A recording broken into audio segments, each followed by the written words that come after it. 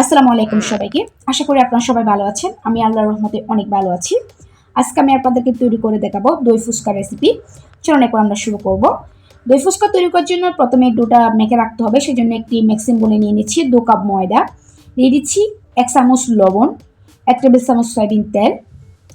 তেল আর লবণটা প্রথমে ময়দার সাথে ভালোভাবে হাত দিয়ে মিশিয়ে নিতে হবে। মুঠো করার সাথে সাথে দলা পেকে যাচ্ছে, আবার ভেঙে যাচ্ছে, এভাবে করে মেশাতে হবে। এখন অল্প অল্প নর্মাল পানি দিয়ে আমি একটা ডো তৈরি করে নিচ্ছি। ডোটা আমার তৈরি করা হয়ে গেছে। এটাকে ঢাকা দিয়ে আধা ঘন্টা রেস্টে রেখে দিচ্ছি।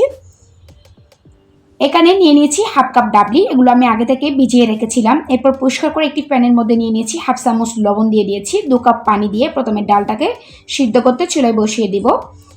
এফাকে একটি বাটির মধ্যে নিয়ে নিয়েছি 1/3 কাপ তেঁতুল, এর মধ্যে 1 কাপ কুসুম গরম পানি দিয়ে 10 মিনিট একটু ভিজিয়ে রাখবো। 10 মিনিট পর হাত দিয়ে কষলিয়ে ভালোভাবে আমি তেঁতুলের বীজগুলো নিয়ে নিচ্ছি বা তেঁতুলের কাঠগুলো ফেলে দিচ্ছি।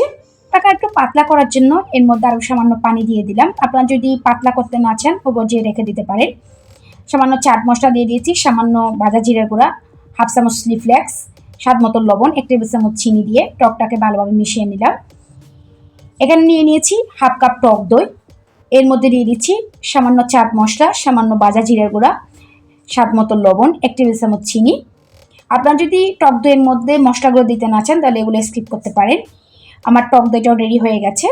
আধা ঘন্টা পর ডোটা দেখে নিচ্ছি। ডোটা আগের থেকে অনেকটা সফট হয়েছে, তা আমি হাত দিয়ে একটু মতে নিব। এখানে আমি কয়টা লিচি কেটে নিলাম। প্রথমে একটা লিচি নিয়ে একটা রুটি বেলে নিচ্ছি।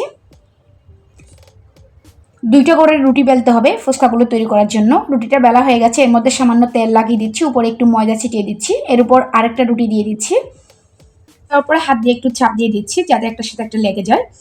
এখন আমি রুটিটাকে একদম বড় আর পাতলা করে বেলে নিব। রুটিটা বড় আর পাতলা করে বেলে নিয়েছি। এখানে একটা ক্যাপ নিয়ে আমি এগুলোকে ফুচকার আকারে কেটে নিচ্ছি। আপনারা কুকি কাটার দিয়েও কেটে নিতে পারেন, হাতের কাছে যেটা থাকবে সেটা দিয়ে ফুচকার শেপগুলো দিয়ে দিতে পারেন। সবগুলো ফুচকা আমি একইভাবে তৈরি করে নিয়েছি। এগুলো ভাজার জন্য আগে থেকে কড়ার মধ্যে পর্যাপ্ত পরিমাণ সয়াবিন তেল গরম করে নিয়েছি। প্রথমে আমি 4টা ফুচকা দিয়ে দিলাম, দিয়ে এগুলোকে ক্রিস্পি করে ভেজে নিয়েছি। সেমভাবে সবগুলো ফুচকা আমি ভেজে নিয়েছি। একটা ফুচকা নিয়ে একটু আপনাদেরকে ভেঙে দেখাবো কতটা ক্রিস্পি হয়েছে আর কতটা পারফেক্ট হয়েছে। শব্দ শুনে আপনারা নিশ্চয়ই বুঝছেন কতটা ক্রিস্পি হয়েছে। এই ফাঁকে আমার ডালটাও সিদ্ধ হয়ে গেছে। এখানে আমি 2টা আলু সিদ্ধ করে নিয়েছি, এগুলো হাত দিয়ে একটু গুঁড়ো করে দিচ্ছি। এখন আমি এর মধ্যে দিয়ে দিচ্ছি হাফ চামচ চিলি ফ্লেক্স, কিছু কাঁচামরিচ কুচি দিয়ে দিলাম, কিছু পেঁয়াজ কুচি দিয়ে দিচ্ছি, কিছু ধনেপাতা কুচি দিয়ে দিচ্ছি, উপরে কিছু আমি শসা কুচি দিয়ে দিলাম, স্বাদ মতো লবণ দিয়ে এগুলো মিশিয়ে নিচ্ছি। ভিতরের পোরটাও রেডি। এখন ফুচকাগুলো তৈরি করার পালা। এখন প্রথমে পুর ঢুকিয়ে নিচ্ছি ফুচকা ভিতর। উপরে পেঁয়াজ কুচি, ধনেপাতা কুচি, কাঁচামরিচ কুচি, শসা কুচি দিয়ে এর উপর টক দইটা দিয়ে দিচ্ছি। আমি তেঁতুলের টকটা দিয়ে দিচ্ছি। দেখুন খুব সহজভাবে তৈরি হয়ে গেল দই ফুচকা।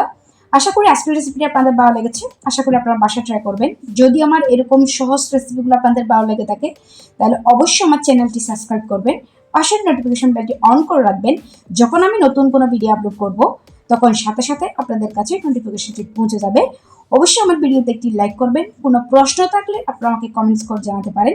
সবাই ভালো থাকবেন, সুস্থ থাকবেন, আমার জন্য দোয়া করবেন। আল্লাহ হাফেজ।